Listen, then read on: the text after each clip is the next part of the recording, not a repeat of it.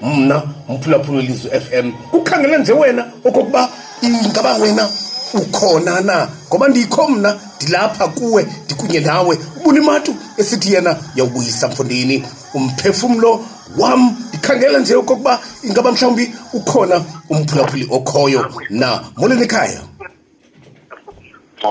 bawo, kunjani Tatu? Thixo siphethe ngenceba bawo. Yo sivuka nje sisithi uyawubuyisa nje umphefumlo wam. Nantso nje indawo bawo qha namhlanje.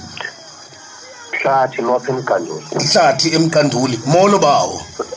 Le miphefumlo ngathi ngabuyiswa okhokoko. Awu madoda. Awu Hlathi. Akekho ongayibuyisa le miphefumlo ngaphandle kwakhe. Akakho ongayibuyisa Hlathi imiphefumlo ngaphandle kwakhe. Uyigqibile. Umnikazi wemiphefumlo.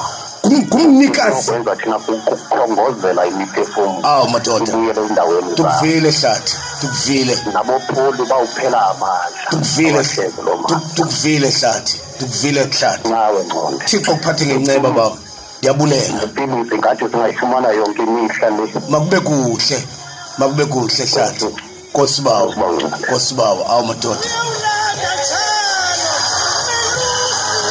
Ansoke phulaphula Lizwe FM sikunye nawe ke ngoku 0769134521. Ndiyakukhangela nje umphulaphula Lizwe FM namhlanje. Andikho chukwini namhlanje. Kusekusasa andikho chukwini namhlanje. Ndikwinto nje ethi uyawubuyisa umphefumlo wami.